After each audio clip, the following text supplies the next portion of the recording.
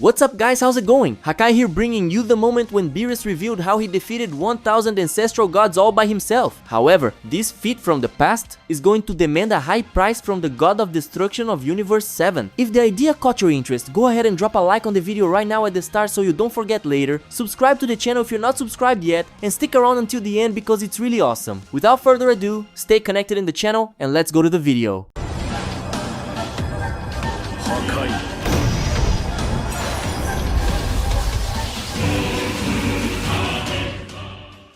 Over at Mount Pauzu, Goku is paying a visit to his house, and Chi-Chi practically made a feast to welcome her husband. The thing is, Goku and Vegeta had been away from home for months training on Beerus' planet, but they finally came to their senses and returned to Earth to spend a few days. They arrived today. Goku went to his house, and Chi-Chi, even though she complained like crazy about Goku's absence, calling him irresponsible and all sorts of things, was overjoyed to see him after so long and prepared a huge banquet to please her husband and celebrate his return. At this moment, Goku is stuffing himself with food alongside Goten, while Chi-Chi happily keeps cooking for them. As for Goten, it hasn't been that long since he last saw his father, since every now and then he's taken to Beerus' planet to train. The one who usually takes him and brings him back is Goku himself, but he avoided seeing Chi-Chi so he wouldn't get scolded. Anyway, the day is going really well at Goku's house with his family. At Capsule Corporation, pretty much the same thing is happening. Bulma greets Vegeta with total joy and has the chefs prepare a colossal banquet for him, which Vegeta enjoys together with Trunks and Bulla. But the ones also taking advantage of this banquet are Beerus and Whis, who came along with Goku and Vegeta to Earth precisely to grab a bite and take more food back to their planet afterward. But what Beerus has no idea of while happily eating now is that a terrible act from his past was about to come knocking at his door.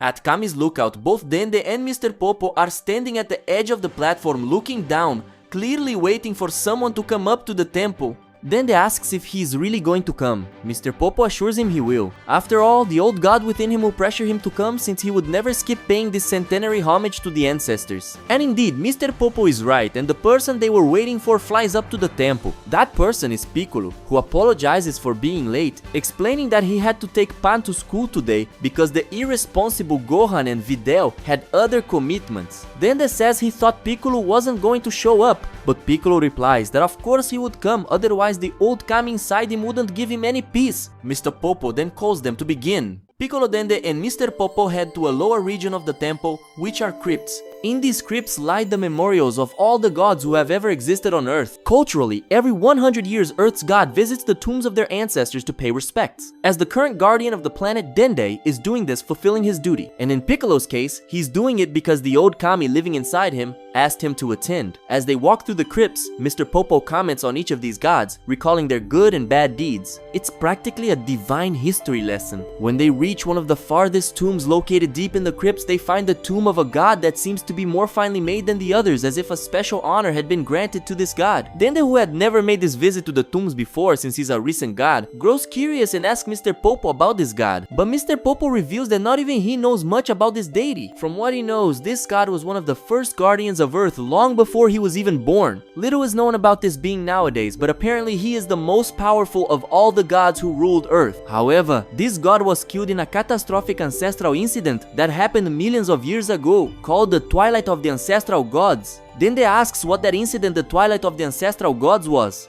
Mr. Popo says he doesn't know exactly what that incident is about, despite knowing the name. All he knows is that it wasn't a good thing. Piccolo says that regardless of anything, this god, who was the most powerful in the history of Earth, deserves all of their respect. After they pay their respects to that god, the three move on to the next tombs. But what they didn't realize was that in the shadow of that tomb resided a mysterious being, who as soon as the three walked away, touched the tomb of that ancestral god and released a strange energy. Back at Capsule Corporation, Beerus is chilling when he suddenly feels a strange energy arise that catches his attention. Whis also senses this energy and comments to Beerus that it feels familiar somehow. Beerus agrees with Whis, it is something familiar, but he can't quite remember what it is right now. At Kami's lookout, something very strange is happening. A series of explosions occur inside the temple in the lower part. Apparently, a battle has begun there. And when an explosion bursts through the floor of the temple's platform from below, Piccolo is blasted from the temple's underground straight into the sky, and then he falls onto the platform already considerably injured, indicating that someone powerful attacked him. Piccolo is extremely shocked, wondering what the hell is happening there. From the same hole where Piccolo was thrown out of the temple's interior, a divine being floats out, surrounded by lightning power and a mysterious aura. Dende and Mr. Popo run out of the temple completely shocked and desperate with that situation. Mr. Popo begs Piccolo to stop fighting, saying that it's a great disrespect to the ancestors. But Piccolo, while removing his heavy clothes, tells Mr. Popo that apparently he can't afford to just not fight or he'll die. At Mount Paozu, Goku is alarmed when he suddenly feels Piccolo's ki rise, making it clear that he has entered a fight against someone and it doesn't seem to be training. Goku also senses another ki, one he doesn't know, but he realizes it's divine ki mixed with a strange energy that leaves him very intrigued.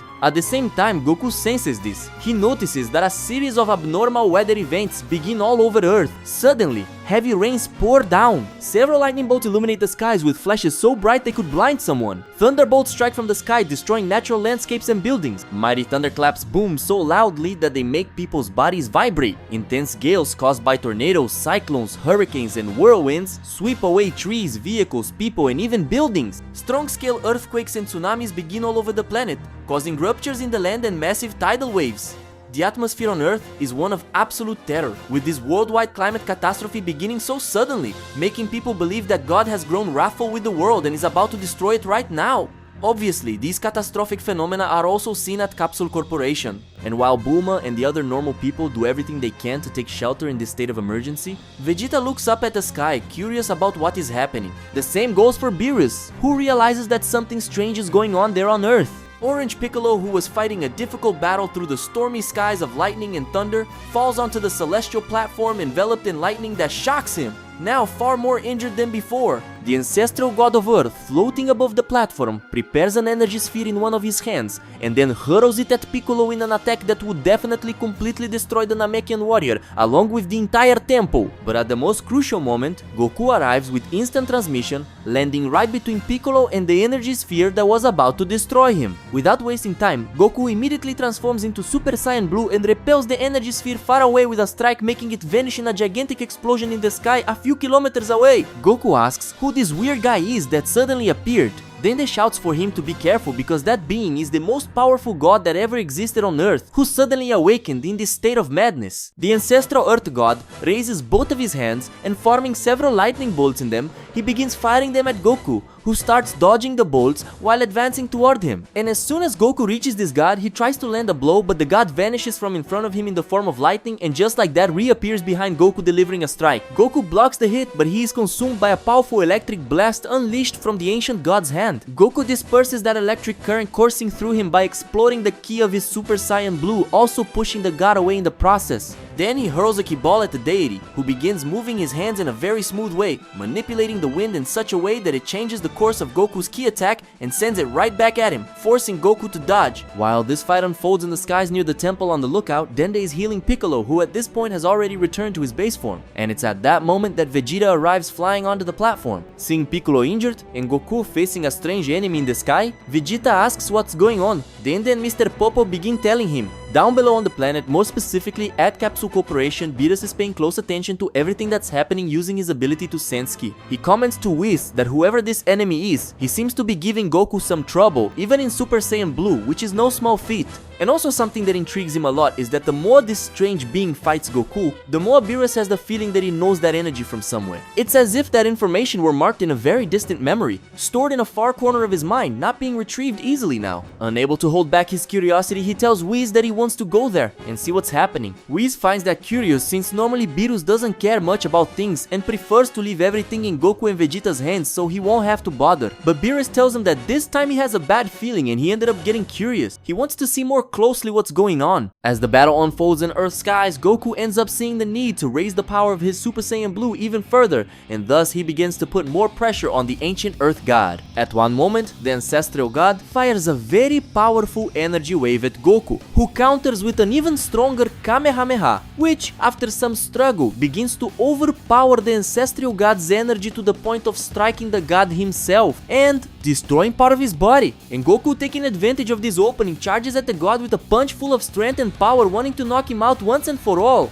But when Goku lands this punch, he destroys another part of the deity's body while passing straight through it, which leaves him somewhat surprised. What surprises Goku even more is that right after the ancestral god's body reforms, it's as if he were made of cloud smoke or something like that. Vegeta, who is watching this from afar at the temple, says it looks like this being doesn't have a normal body. It's as if he were solid smoke or something like that. He can land blows and take hits like someone who has a normal body, but depending on the strength of the attack, his body dissipates as if it were smoke. He seems like a kind of ghost, only with a body more solid than that of a ghost. Piccolo says he noticed that too, since during their fight, he landed a full-powered special beam cannon on this guy that should have finished him, but he recovered right after, as if nothing had happened. Mr. Popo says that was to be expected because there was no body in that ancestral god's tomb.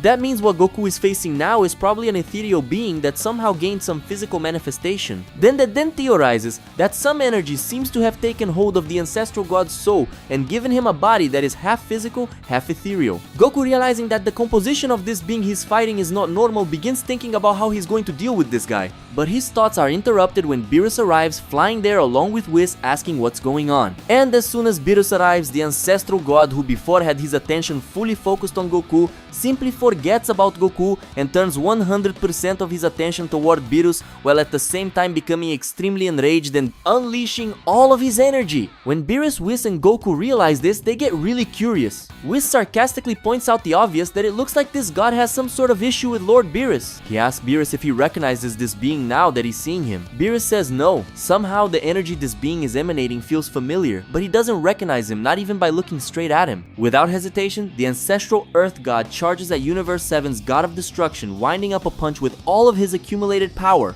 But all of his power is nothing compared to the God of Destruction, who stops the Earth's ancestral god's punch with just one hand, and then with the other, makes him disappear completely with a Hakai, the technique of destruction that not even an ethereal body can withstand. As soon as the Earth's ancestral god vanishes completely from existence, all the climatic anomalies afflicting the planet immediately cease and everything returns to peace. After the destruction of this ethereal manifestation of the Earth's ancestral god, which by the way left Mr. Popo and Dende quite sad, as they saw it as disrespectful to Earth's divine history, everyone gathers at Kami's temple. Then Mr. Popo and Piccolo explain what happened and how they were visiting the temple's crypts when out of nowhere this being emerged from the tomb of an ancestral Earth god. Everyone finds it very curious, both because the soul of this god suddenly awakened with such aggressive behavior and because for some reason he hated Beerus. Vegeta asks why an ancestral Earth god would hate Beerus, and if he had ever done anything against an Earth deity before. Beerus says that as far as he knows, he never met an Earth god before Dende. But Whis thinks of something and says that Beerus might indeed have done something against an Earth god.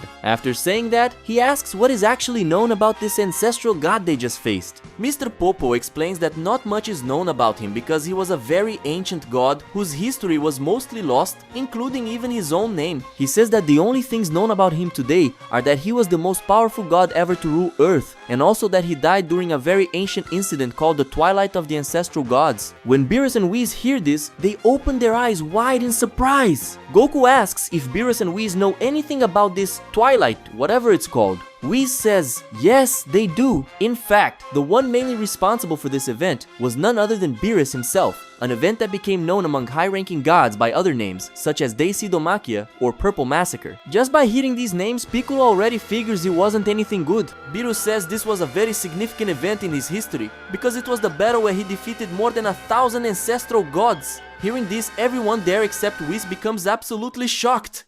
So guys, what did you think of this story? If you enjoyed it and want to see more of it here on the channel, don't forget to hit the like button and leave a comment because that really helps the video reach more people on the platform and makes more viewers watch it. Also, share the video with someone you think might like it. For this story to get a next spot here on the channel, this video needs a good amount of views, so your like, comment and share are really important. And just so you know, producing this story doesn't affect the production of Dragon Ball Hakai at all, okay? They're two different production methods with different people working on them. Also, if you'd like to give greater and more direct support to our work, you can subscribe to our Patreon. By subscribing to Patreon, starting from a very small amount, you already get several exclusive perks here on our channel. The link is in the video description and the pinned comment. Click it with no commitment and see if you're interested, okay? That's it guys, see ya!